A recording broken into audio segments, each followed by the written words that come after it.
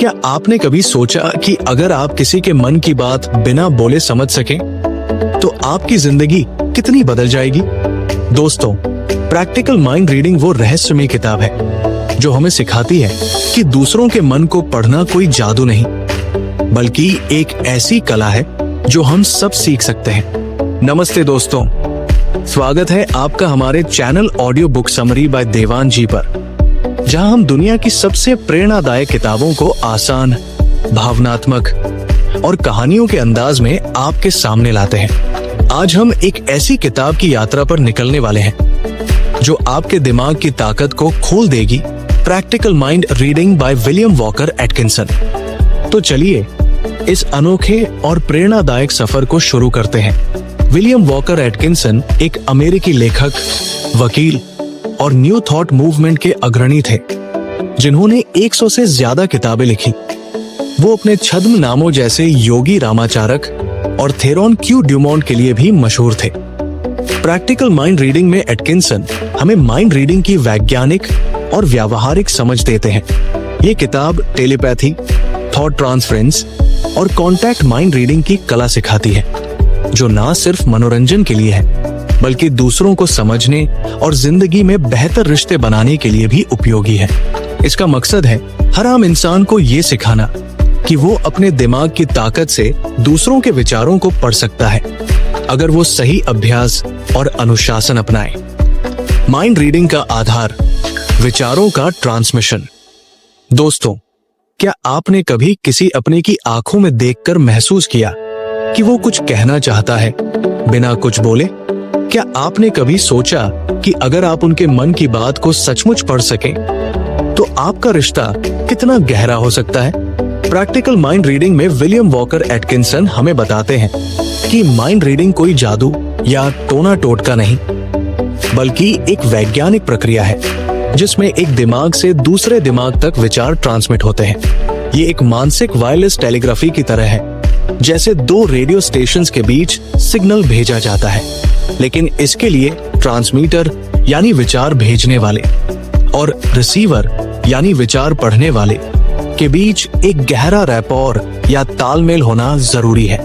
ये तालमेल वो पुल है जो दो दिलों और दिमागों को जोड़ता है और हमें दूसरों के मन की गहराइयों को समझने की ताकत देता है। जरा सोचिए, हमारा दिमाग एक अनमोल रेडियो की तरह है जो ना सिर्फ अपने विचार भेज सकता है बल्कि दूसरों के विचारों को भी पकड़ सकता है। एटकिंसन कहते हैं कि विचार ऊर्जा की तरह होते हैं जो हवा में तरंगों के जरिए एक दिमाग से दूसरे दिमाग तक पहुंचते हैं, लेकिन ये तब काम करता है जब दोनों लोग एक दूसरे के साथ तालमेल में हों, एक दूसरे पर भरोसा करें और अपने मन को शांत और खुला रखें। ये कला न सिर्फ दूसरों को समझने में मदद करती है बल्कि हमारे रिश्तों को और मजबूत करती है। ये हमें अपने दोस्तों, परिवार और यहाँ तक कि अनजान लोगों के साथ गहरा जुड़ाव बनाने की ताकत देती है।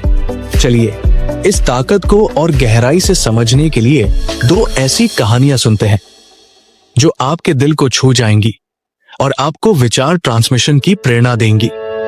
रमेश एक छोटे गांव के स्कूल में टीचर था। वो अपने स्टूडेंट्स को पढ़ाने में जी जान लगा देता, लेकिन उसे हमेशा लगता कि वो अपने स्टूडेंट्स के मन को पूरी तरह नहीं समझ पाता। खासकर राहुल, एक शांत और अंतर्मुखी लड़का जो क्लास में चुपचाप बैठा रहता। रमेश को चिंता होती कि राहुल इतना चुप क्यों है? क्या वो पढ़ाई में कमजोर है या उसे कोई और परेशानी है? रमेश चाहता था कि वो राहुल के मन की गहराइयों को समझे और उसकी मदद करे। एक दिन रमेश की मुलाकात एक पुराने दोस्त से हुई जिसने उसे प्रैक्टिकल माइंड रीडिंग पढ़ने की सलाह दी। रमेश ने किताब पढ़ी और विचार ट्रांसमिशन की बात ने उसे नई उम्मीद दी। उसे समझ आया कि माइंड रीडिंग के लिए जरूरी है एक गहरा तालमेल और शांत मन। रमेश ने राहुल के साथ अभ्यास शुरू करने का फैसला किया।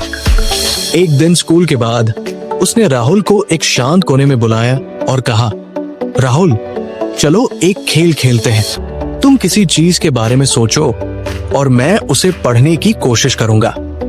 राहुल ने हल्की सी मुस्कान के साथ सहमति दी।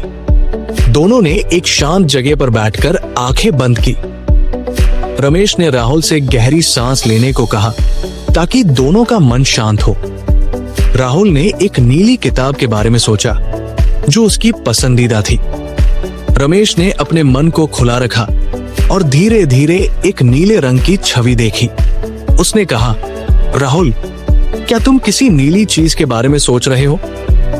राहुल हैरान हो गया और बोला, सर, आपने कैसे जाना? मैं अपनी नीली किताब के बारे में सोच रहा था। इस छोटी सी जीत ने रमेश को और अभ्यास करने का हौसला दिया। कई हफ्तों तक दोनों ने रोज 10 मिनट अभ्यास किया। धीरे धीरे रमेश को राहुल के डर और सपने समझ आने लगे। उसे पता चला कि राहुल को गणित में डर लगता था क्योंकि उसे लगता था कि वो कभी अच्छा नहीं कर पाएगा। रमेश ने राहुल को प्रोत्साहित किया, उसे आसान तरीके से पढ़ाया और उसका आत्मविश्वास बढ़ाया। 1 साल बाद राहुल ने स्कूल में गणित में टॉप किया।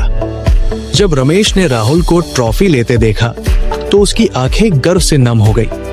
रमेश कहता है, विचार ट्रांसमिशन ने मुझे मेरे स्टूडेंट्स का मन समझने की ताकत दी और मेरी दोस्ती को और गहरा किया। मैंने राहुल का सपना सच होते देखा। प्रिया एक कॉलेज स्टूडेंट थी जो अपनी माँ के बहुत करीब थी, लेकिन पिछले कुछ महीनों से उसे लग रहा था कि माँ कुछ छुपा रही है।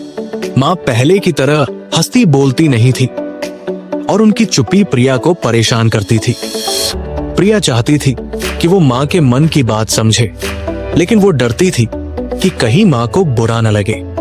प्रिया का सपना था कि वो अपनी माँ की मुस्कान वापस लाए और उनके रिश्ते को और मजबूत करे। एक दिन प्रिया की सहेली ने उसे प्रैक्टिकल माइंड रीडिंग की बात बताई। प्रिया ने किताब पढ़ी और विचार ट्रांसमिशन की बात ने उसे नया हौसला दिया। उसे समझ आया कि माइंड रीडिंग के लिए जरूरी है एक गहरा तालमेल और खुला मन। प्रिया ने अपनी माँ के साथ अभ्यास शुरू करने का फैसला किया। एक शाम जब माँ चाय बना रही थी, प्रिया ने उनका हाथ पकड़ा और प्यार से कहा, माँ, चलो एक छोटा सा खेल खेलते हैं। आप कुछ सोचो और मैं उसे पढ़ने की कोशिश करूंगी। माँ ने हल्के से मुस्कुराकर हामी भरी। प्रिया और माँ ने एक शांत कोने में बैठकर आंखें बंद की। प्रिया ने माँ से गहरी सांस लेने को कहा ताकि दोनों का मन शांत हो। माँ ने अपने गांव के पुराने घर के बारे में सोचा जहां उनका बचपन बीता था। प्रिया ने अपने मन को खुला रखा और धीरे धीरे एक पुराने घर की छवि देखी जिसमें एक बरामदा और फूलों का बगीचा था। प्रिया ने कहा, माँ, क्या आप अपने गांव के घर के बारे में सोच रही हैं? माँ की आंखें हैरानी और खुशी से भर आई। वो बोली, प्रिया, तुमने कैसे जाना? मैं अपने बचपन को बहुत मिस करती हूँ। इस छोटी सी जीत ने प्रिया को और अभ्यास करने का हौसला दिया। उसने माँ के साथ रोज थोड़ा थोड़ा समय बिताना शुरू किया और धीरे धीरे माँ के मन की गहराइयों को समझने लगी। उसे पता चला कि माँ अपने गांव के घर को मिस करने के साथ साथ प्रिया की पढ़ाई की चिंता में भी थी। प्रिया ने माँ को गले लगाया और कहा, माँ, आपकी बेटी आपके सपनों को कभी टूटने नहीं देगी। उसने अपनी मेहनत से स्कॉलरशिप जीती और माँ को उनके गांव की सैर पर ले गई। जब माँ ने अपने पुराने घर को देखा तो उनकी मुस्कान लौट आई। प्रिया कहती है, विचार ट्रांसमिशन ने मुझे मेरी माँ के दिल की बात समझने की ताकत दी और हमारे प्यार को और गहरा किया। दोस्तों, रमेश और प्रिया की कहानियां हमें एक गहरी बात सिखाती है। माइंड रीडिंग कोई जादू नहीं, बल्कि हमारे दिमाग की वो ताकत है जो दूसरों के मन को पढ़ सकती है। विलियम वॉकर एटकिंसन हमें याद दिलाते हैं कि विचार ट्रांसमिशन के लिए जरूरी है एक गहरा तालमेल, शांत मन और अभ्यास। ये कला न सिर्फ हमारे रिश्तों को मजबूत करती है, बल्कि हमें अपने अपनों के सपनों और डर को समझने की ताकत देती है। हर बार जब आप किसी अपने को समझना चाहें, रुके, अपने मन को शांत करें, उनके साथ तालमेल बनाएं और देखें कैसे आपके दिमाग की तरंगे उनके दिल की बात तक पहुंचती है। विचार ट्रांसमिशन सीखें और अपने रिश्तों को नई ताकत दें। तो दोस्तों, आज से एक वादा करें, अपने दिमाग की ताकत को पहचानें, विचार ट्रांसमिशन की कला सीखें और देखिए कैसे ये कला आपके रिश्तों को, आपके प्यार को और आपकी जिंदगी को और खूबसूरत बनाती है। Contact mind reading, nerve currents की ताकत। दोस्तों, क्या आपने कभी किसी अपने का हाथ पकड़कर महसूस किया कि उनके दिल की धड़कन आपसे कुछ कह रही है? वो अनकहा प्यार, वो अनसुनी बातें जो शब्दों से परे हैं। प्रैक्टिकल माइंड रीडिंग में विलियम वॉकर एटकिंसन हमें बताते हैं कि कॉन्टैक्ट माइंड रीडिंग एक ऐसी कला है जो शारीरिक संपर्क के जरिए दो दिमागों को जोड़ती है। जब आप किसी का हाथ पकड़ते हैं तो नर्व करंट्स एक सूक्ष्म ऊर्जा की तरह आपके दिमाग से उनके दिमाग तक विचारों को बहा ले जाते हैं। ये कोई जादू नहीं, बल्कि हमारे शरीर और मन की वो ताकत है जो हमें अपनों के दिल की गहराइयों तक ले जाती है। ये तालमेल, ये स्पर्श वो सेतु है जो दो आत्माओं को एक दूसरे के करीब लाता है। जरा सोचिए, हमारा शरीर एक जीवंत तारों का जाल है और हमारा दिमाग उसका कंट्रोल रूम। जब हम किसी का हाथ पकड़ते हैं तो हमारी नसों में बहने वाली ऊर्जा उनके दिमाग तक एक संदेश भेजती है। एटकिंसन कहते हैं कि कॉन्टैक्ट माइंड रीडिंग में ट्रांसमीटर यानी विचार भेजने वाला और रिसीवर यानी विचार पढ़ने वाला के बीच शारीरिक संपर्क विचारों को ट्रांसमिट करने में मदद करता है। ये स्पर्श वो चिंगारी है जो दो दिमागों के बीच एक गहरा रैपोर बनाता है। ये कला न सिर्फ दूसरों के मन को पढ़ने में मदद करती है, बल्कि हमारे रिश्तों को और गहरा और ज्यादा प्यार भरा बनाती है। ये हमें सिखाती है कि एक छोटा सा स्पर्श कितना बड़ा कमाल कर सकता है। चलिए इस ताकत को और गहराई से समझने के लिए दो ऐसी कहानियां सुनते हैं जो आपके दिल को छू जाएंगी और आपको कॉन्टैक्ट माइंड रीडिंग की प्रेरणा देंगी। नीता एक कॉलेज स्टूडेंट थी जिसका अपनी माँ के साथ गहरा रिश्ता था। माँ और बेटी हर छोटी बड़ी बात साझा करती थी, लेकिन पिछले कुछ महीनों से नीता ने माँ में एक बदलाव देखा। माँ पहले की तरह खुलकर हंसती नहीं थी। उनकी बातों में एक अजीब सी चुप्पी थी। नीता को लगता था कि माँ कुछ छुपा रही है, लेकिन वो डरती थी कि कहीं पूछने से माँ को बुरा न लगे। नीता का दिल बेचैन था। वो चाहती थी कि माँ की वो पुरानी मुस्कान वापस आए और उनका बंधन पहले जैसा मजबूत हो। एक दिन नीता की सहेली ने उसे प्रैक्टिकल माइंड रीडिंग की बात बताई। नीता ने किताब पढ़ी और कॉन्टैक्ट माइंड रीडिंग की बात ने उसे नया हौसला दिया। उसे समझ आया कि शारीरिक संपर्क जैसे हाथ पकड़ना माँ के मन की बात समझने में मदद कर सकता है। नीता ने फैसला किया कि वो माँ के साथ इस कला का अभ्यास करेगी। एक शाम जब माँ रसोई में सब्जियां काट रही थी, नीता ने धीरे से उनका हाथ पकड़ा। वो प्यार से बोली, माँ चलो एक छोटा सा खेल खेलते हैं। आप कुछ सोचो और मैं उसे पढ़ने की कोशिश करूंगी। माँ ने हल्के से मुस्कुराकर सहमति दी। नीता और माँ ने एक शांत कोने में बैठकर आंखें बंद की। नीता ने माँ की उंगलियों को हल्के से थामा और गहरी सांस ली ताकि उनका मन शांत हो।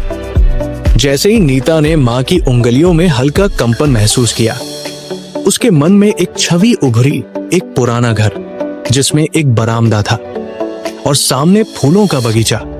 नीता ने धीरे से कहा, माँ क्या आप अपने गांव के पुराने घर के बारे में सोच रही हैं? माँ की आंखें अचानक नम हो गई। वो बोली, प्रिया तुमने कैसे जाना? मैं अपने बचपन के उस घर को बहुत मिस करती हूँ जहां मैं अपनी माँ के साथ हंसती खेलती थी। इस छोटी सी जीत ने नीता को और गहराई से माँ को समझने का हौसला दिया।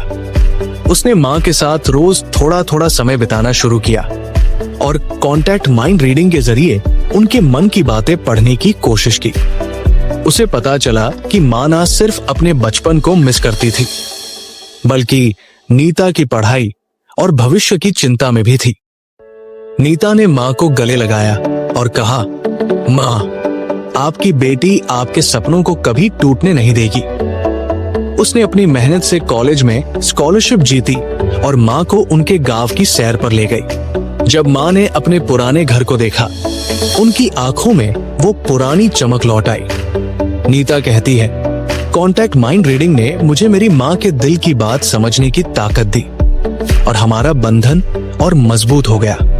संजय एक छोटे शहर में अपनी साइकिल की दुकान चलाता था। उसका छोटा भाई राहुल उसके साथ दुकान में काम करता था। लेकिन पिछले कुछ समय से राहुल बहुत चुप और उदास रहने लगा। संजय को चिंता थी कि राहुल इतना बदल क्यों गया है। वो उससे बात करने की कोशिश करता, लेकिन राहुल हर बार टाल देता। संजय का दिल चाहता था कि वो अपने भाई के मन की बात समझे और उसकी मुस्कान वापस लाए, लेकिन उसे समझ नहीं आ रहा था कि शुरुआत कहां से करे। एक दिन संजय के दोस्त ने उसे प्रैक्टिकल माइंड रीडिंग की बात बताई। संजय ने किताब पढ़ी और कॉन्टैक्ट माइंड रीडिंग की बात ने उसे नई उम्मीद दी। उसे समझ आया कि शारीरिक संपर्क के जरिए वो राहुल के मन तक पहुंच सकता है। संजय ने फैसला किया कि वो राहुल के साथ इस कला का अभ्यास करेगा। एक शाम जब दुकान बंद करने के बाद दोनों भाई बैठे थे, संजय ने राहुल का कंधा थपथपाया और कहा, राहुल चल एक मजेदार खेल खेलते हैं। तू कुछ सोच और मैं उसे पढ़ने की कोशिश करूंगा। राहुल ने हल्के से सिर हिलाया। संजय ने राहुल का हाथ पकड़ा और दोनों ने शांत मन से गहरी सांस ली। संजय ने राहुल की हथेली में हल्का सा दबाव महसूस किया और उसके मन में एक छवि उभरी, एक पुरानी साइकिल जो राहुल की पसंदीदा थी, लेकिन अब टूट चुकी थी। संजय ने धीरे से कहा, राहुल क्या तू अपनी पुरानी साइकिल के बारे में सोच रहा है? राहुल हैरान हो गया और बोला, भैया तुमने कैसे जाना? मैं उस साइकिल को बहुत मिस करता हूं। इस छोटी सी जीत ने संजय को और गहराई से राहुल को समझने का हौसला दिया। उसने राहुल के साथ रोज थोड़ा थोड़ा अभ्यास शुरू किया।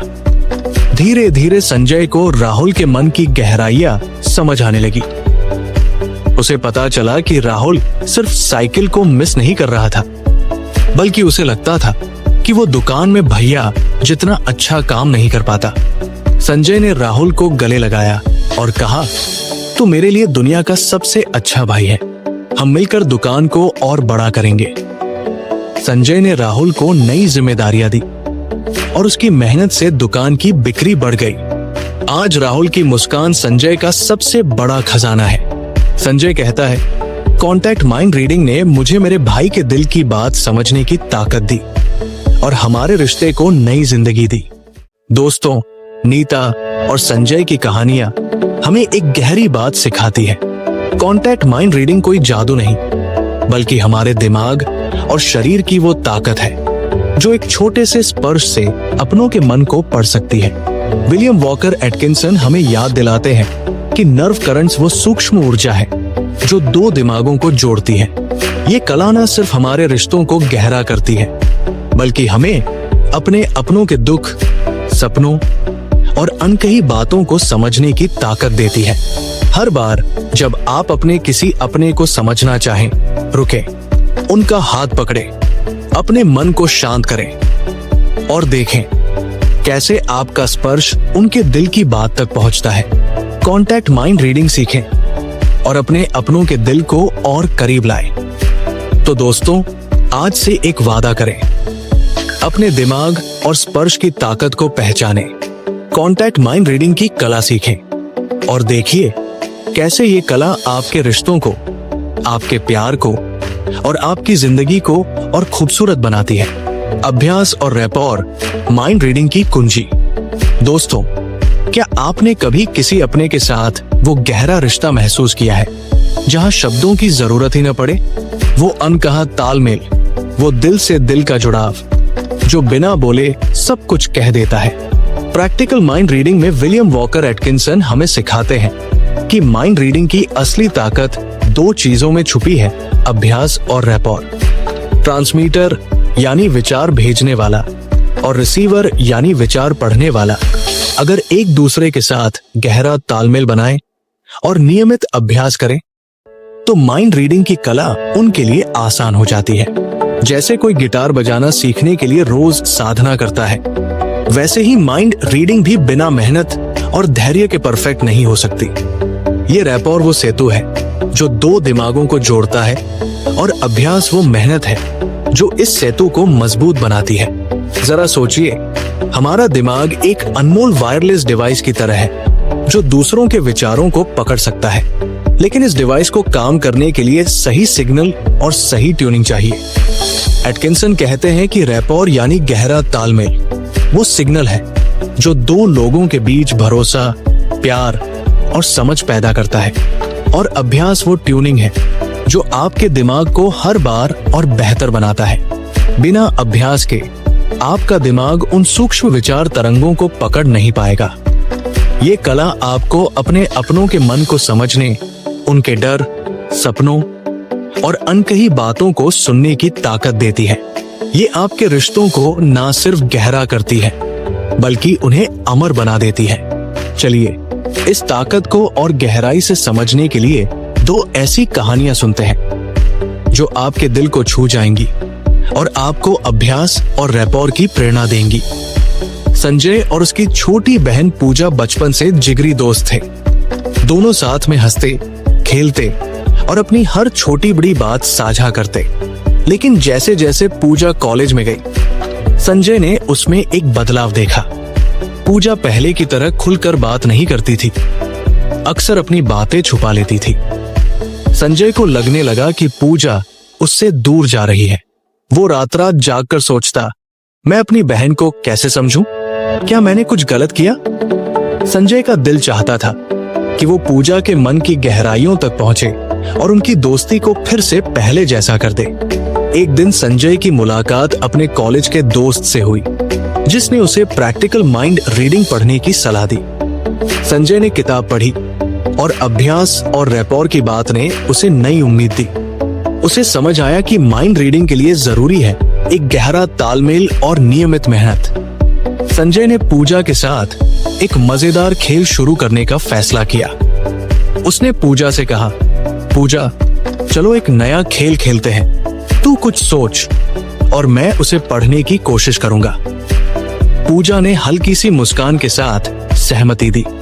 हर शाम दोनों 10 मिनट के लिए एक शांत कोने में बैठते। संजय पूजा का हाथ पकड़ता और दोनों गहरी सांस लेकर अपने मन को शांत करते। शुरू में संजय को कुछ समझ नहीं आता था। उसे लगता कि शायद वो कभी पूजा के विचार नहीं पढ़ पाएगा, लेकिन उसने हार नहीं मानी। वो रोज अभ्यास करता और पूजा के साथ तालमेल बढ़ाने की कोशिश करता। धीरे धीरे संजय को पूजा के विचारों की हल्की हल्की छवियां दिखने लगी। एक दिन पूजा ने अपने पसंदीदा नीले बैग के बारे में सोचा जो उसने पिछले जन्मदिन पर खरीदा था। संजय ने अपने मन में एक नीले रंग की चमक देखी और कहा, पूजा क्या तू अपने नीले बैग के बारे में सोच रही है? पूजा हैरान हो गई और हंसते हुए बोली, भैया तुम तो जादूगर हो। इस छोटी सी जीत ने दोनों का रैपोर इतना मजबूत किया कि पूजा ने धीरे धीरे अपनी परेशानियां संजय से साझा करनी शुरू की। उसे कॉलेज की पढ़ाई में दिक्कत हो रही थी और वो डरती थी कि कहीं वो फेल न हो जाए। संजय ने पूजा को गले लगाया और कहा, तू मेरी सबसे होशियार बहन है, हम मिलकर हर मुश्किल को हरा देंगे। उसने पूजा को पढ़ाई में मदद की, टाइम मैनेजमेंट सिखाया और उसका हौसला बढ़ाया। 1 साल बाद पूजा ने कॉलेज में टॉप किया। जब संजय ने पूजा को स्टेज पर ट्रॉफी लेते देखा तो उसकी आंखें गर्व से नम हो गई। संजय कहता है, अभ्यास और रैपोर ने मुझे मेरी बहन का मन पढ़ना सिखाया और हमारी दोस्ती को अमर कर दिया। रीना एक स्कूल टीचर थी जो अपने स्टूडेंट्स और दोस्तों के लिए हमेशा तैयार रहती थी। उसकी सबसे अच्छी सहेली अनीता उसके साथ हर सुख दुख बांटती थी। लेकिन पिछले कुछ समय से अनीता बहुत चुप और उदास रहने लगी थी। रीना को चिंता थी कि अनीता इतनी बदल क्यों गई है। वो उससे बात करने की कोशिश करती, लेकिन अनीता हर बार टाल देती। रीना का दिल चाहता था कि वो अनीता के मन की बात समझे और उसकी मुस्कान वापस लाए, लेकिन उसे समझ नहीं आ रहा था कि शुरुआत कहां से करे। एक दिन रीना ने अपने स्कूल की लाइब्रेरी में प्रैक्टिकल माइंड रीडिंग की किताब देखी। उसने किताब पढ़ी और अभ्यास और रैपोर की बात ने उसे नई रोशनी दिखाई। उसे समझ आया कि माइंड रीडिंग के लिए जरूरी है एक गहरा तालमेल और नियमित मेहनत। रीना ने अनीता के साथ एक मजेदार खेल शुरू करने का फैसला किया। उसने अनीता को कॉफी पर बुलाया और कहा, अनीता, चलो एक नया खेल खेलते हैं। तू कुछ सोच और मैं उसे पढ़ने की कोशिश करूंगी। अनीता ने हल्के से सिर हिलाया, जैसे उसे यकीन न हो। दोनों सहेलियां एक शांत कैफे में बैठी। रीना ने अनीता का हाथ पकड़ा और दोनों ने गहरी सांस लेकर अपने मन को शांत किया। शुरू में रीना को कुछ समझ नहीं आया। उसे लगता था कि शायद वो अनीता के विचार नहीं पढ़ पाएगी, लेकिन उसने धैर्य रखा। वो हर हफ्ते अनीता के साथ 10 से 15 मिनट अभ्यास करती।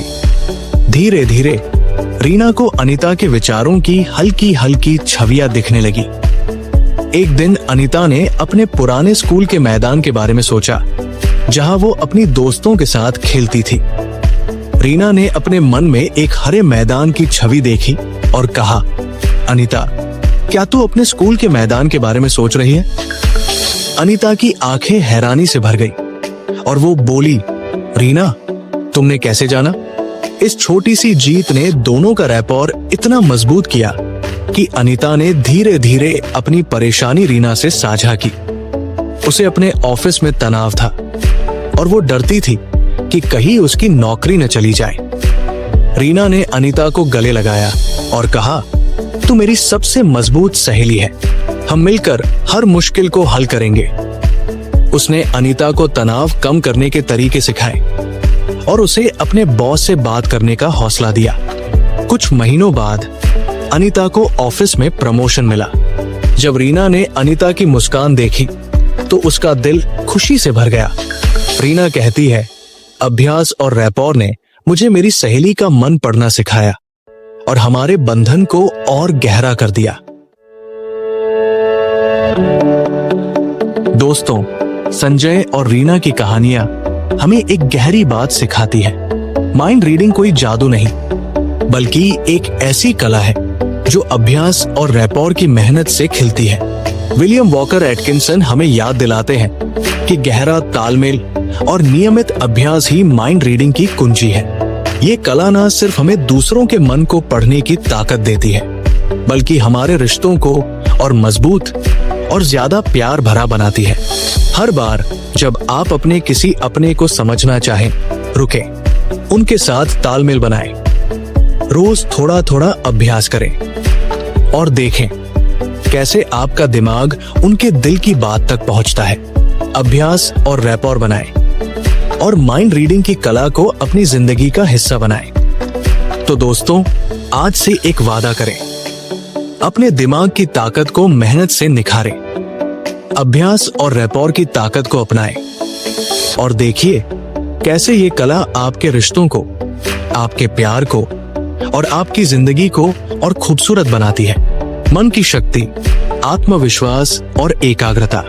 दोस्तों, क्या आपने कभी अपने दिल में वो छोटी सी आवाज सुनी है जो कहती है तुम ये कर सकते हो? वो आवाज जो डर और शक के बावजूद आपको आगे बढ़ने का हौसला देती है। प्रैक्टिकल माइंड रीडिंग में विलियम वॉकर एटकिंसन हमें सिखाते हैं कि माइंड रीडिंग की असली ताकत हमारे दिमाग में छुपी है और इसे अनलॉक करने की 2 चाबियां हैं, आत्मविश्वास और एकाग्रता।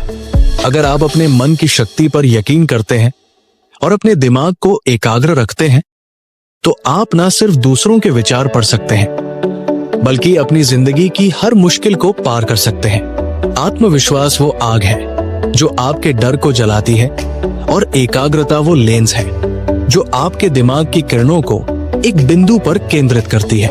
जरा सोचिए, हमारा दिमाग एक अनमोल दीपक की तरह है जो अंधेरे में भी रोशनी फैला सकता है, लेकिन इस दीपक को जलाने के लिए आत्मविश्वास का तेल और एकाग्रता की माचिस चाहिए।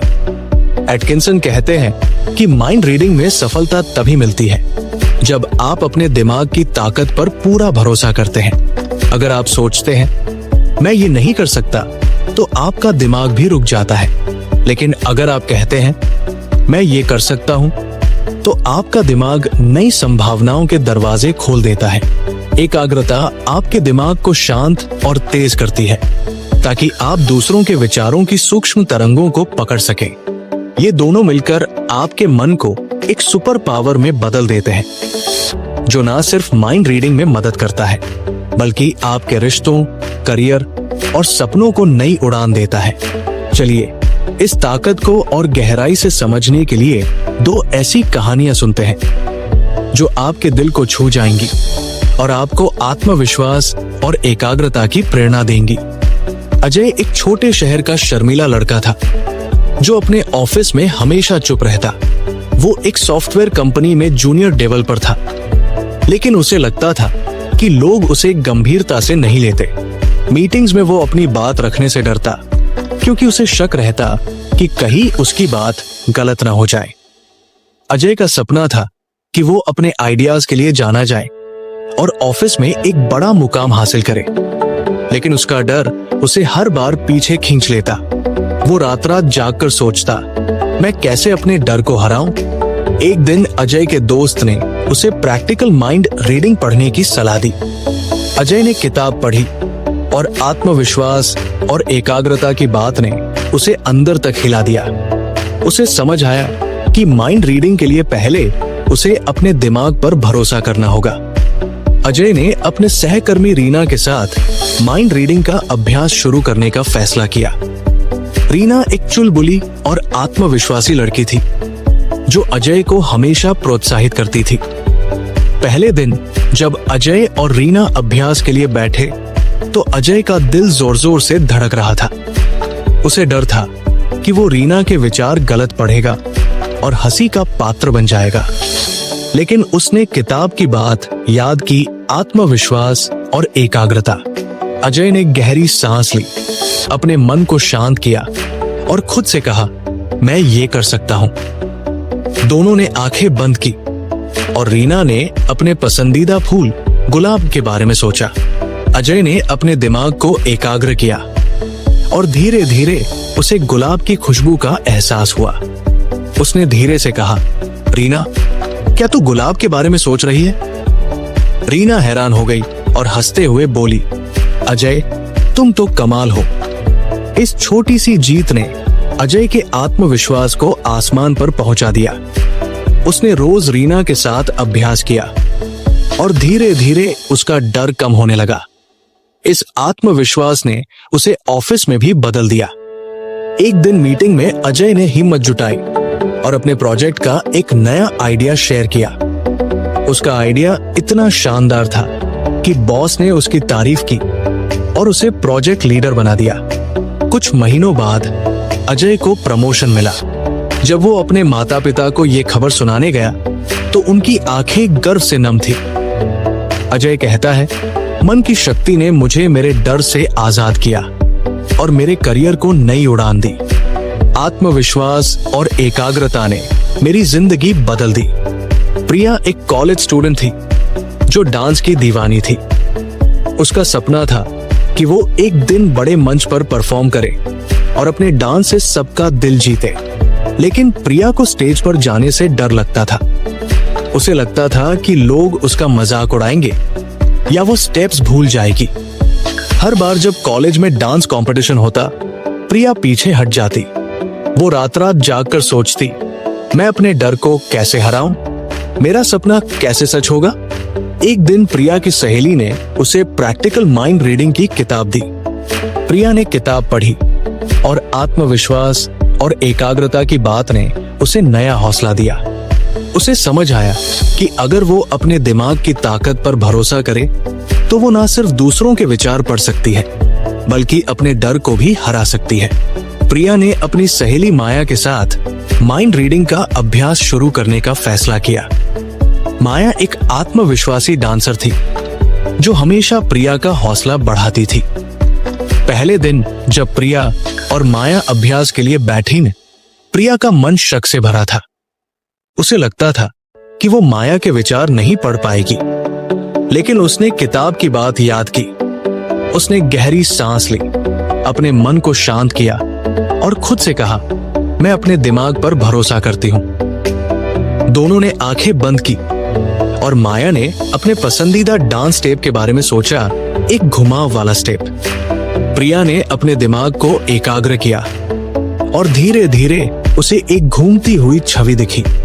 उसने कहा, माया, क्या तू अपने डांस के घुमाव वाले स्टेप के बारे में सोच रही है? माया ने ताली बजाई और बोली, प्रिया, तुम कमाल हो। इस छोटी सी जीत ने प्रिया के आत्मविश्वास को जगा दिया।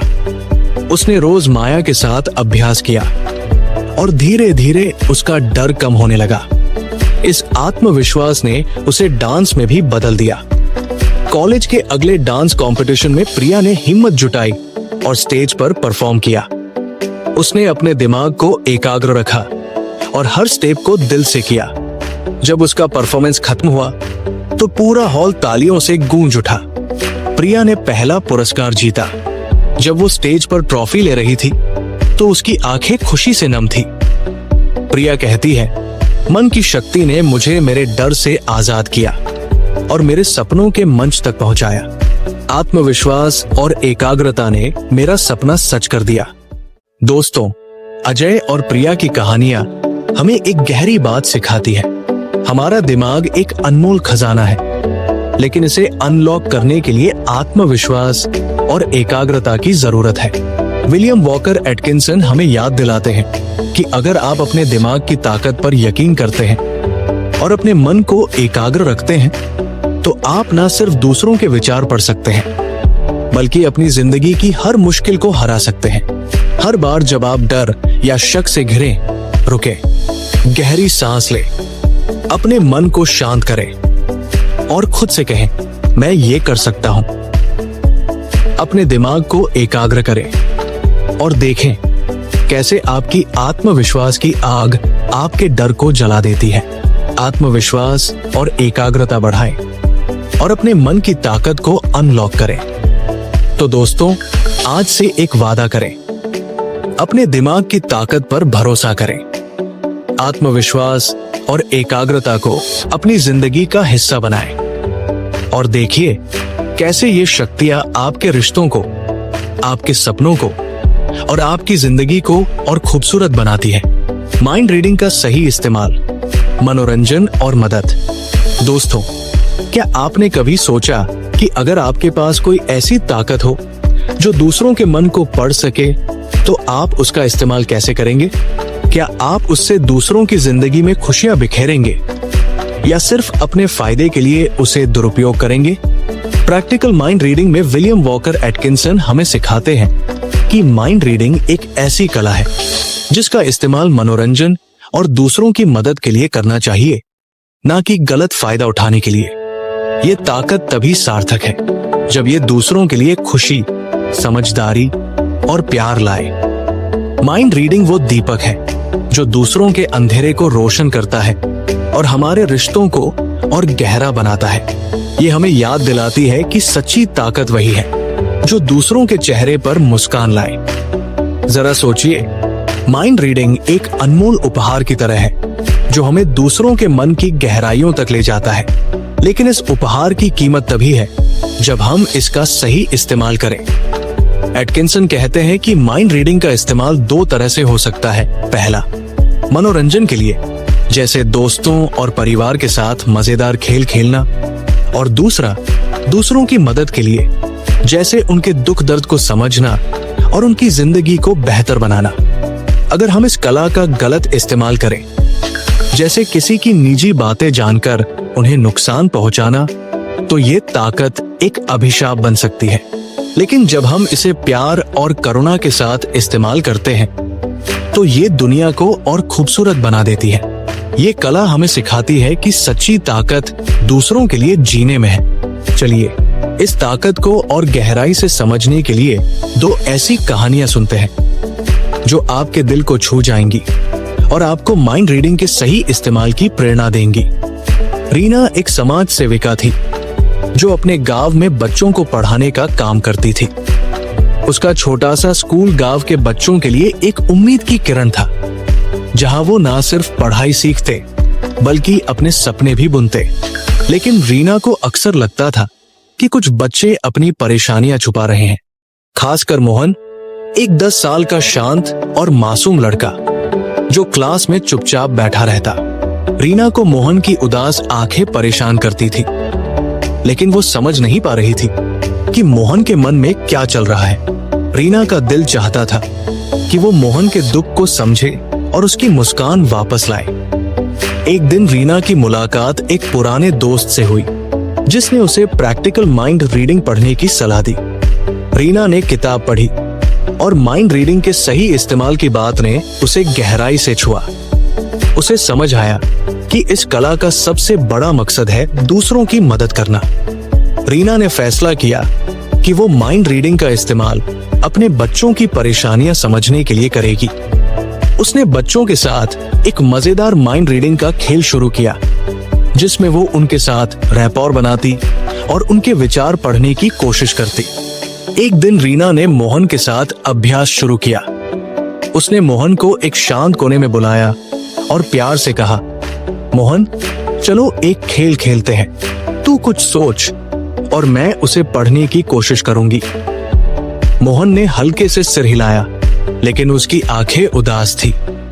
रीना ने मोहन का हाथ पकड़ा, गहरी सांस ली और अपने मन को शांत किया।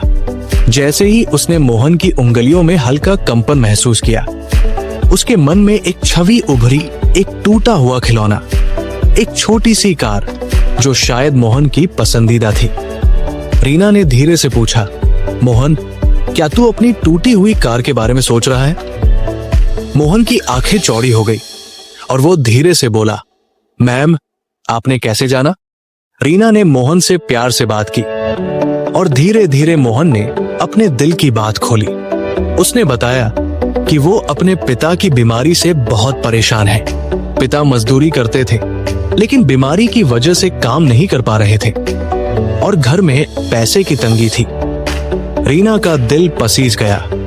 उसने गांव के कुछ लोगों से मदद मांगी और मोहन के पिता का इलाज करवाया।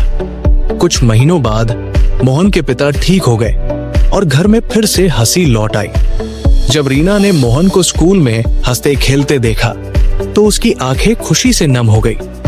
रीना कहती है, माइंड रीडिंग ने मुझे दूसरों के दर्द को समझने की ताकत दी और मेरे काम को और मजबूत किया। मैंने मोहन की मुस्कान वापस लाने में मदद की। संजय एक छोटे शहर में अपनी किराने की दुकान चलाता था। उसका परिवार बहुत प्यार करने वाला था, लेकिन पिछले कुछ समय से उसके पिता बहुत चुप और गंभीर रहने लगे थे। संजय को लगता था कि पिता कुछ छुपा रहे हैं, लेकिन वो उनसे पूछने की हिम्मत नहीं कर पाता था। संजय का दिल चाहता था कि वो अपने पिता के मन की बात समझे और परिवार में फिर से पहले जैसी हंसी खुशी लाए, लेकिन उसे समझ नहीं आ रहा था कि शुरुआत कहां से करे। एक दिन संजय के दोस्त ने उसे प्रैक्टिकल माइंड रीडिंग की किताब दी। संजय ने किताब पढ़ी और माइंड रीडिंग के सही इस्तेमाल की बात ने उसे गहराई से छुआ। उसे समझ आया कि इस कला का असली मकसद है दूसरों के लिए खुशी लाना। संजय ने फैसला किया कि वो माइंड रीडिंग का इस्तेमाल अपने पिता के मन को समझने के लिए करेगा। उसने पिता के साथ एक मजेदार खेल शुरू करने का सोचा।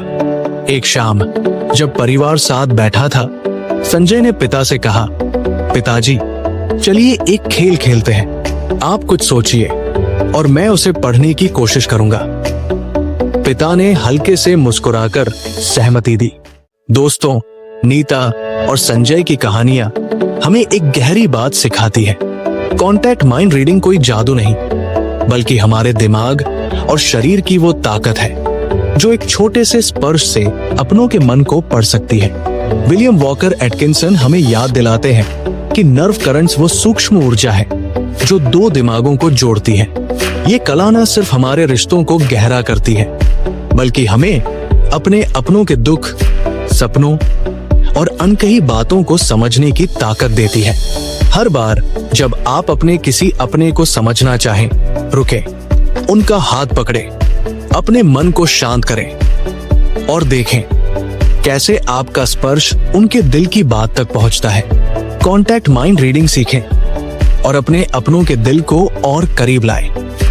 तो दोस्तों, आज से एक वादा करें, अपने दिमाग और स्पर्श की ताकत को पहचानें, कॉन्टैक्ट माइंड रीडिंग की कला सीखें और देखिए कैसे ये कला आपके रिश्तों को, आपके प्यार को और आपकी जिंदगी को और खूबसूरत बनाती है। अभ्यास और रैपॉर माइंड रीडिंग की कुंजी। दोस्तों, क्या आपने कभी किसी अपने के साथ वो गहरा रिश्ता महसूस किया है जहां शब्दों की जरूरत ही न पड़े? वो अनकहा तालमेल, वो दिल से दिल का जुड़ाव जो बिना बोले सब कुछ कह देता है। प्रैक्टिकल माइंड रीडिंग में विलियम वॉकर एटकिंसन हमें सिखाते हैं कि माइंड रीडिंग की असली ताकत दो चीजों में छुपी है, अभ्यास और रैपॉर।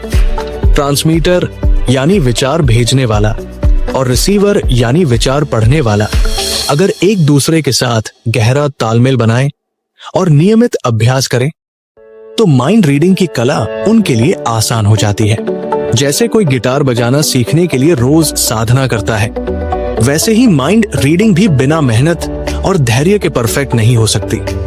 ये रैपॉर वो सेतु है जो दो दिमागों को जोड़ता है और अभ्यास वो मेहनत है जो इस सेतु को मजबूत बनाती है। जरा सोचिए, हमारा दिमाग एक अनमोल वायरलेस डिवाइस की तरह है जो दूसरों के विचारों को पकड़ सकता है, लेकिन इस डिवाइस को काम करने के लिए सही सिग्नल और सही ट्यूनिंग चाहिए।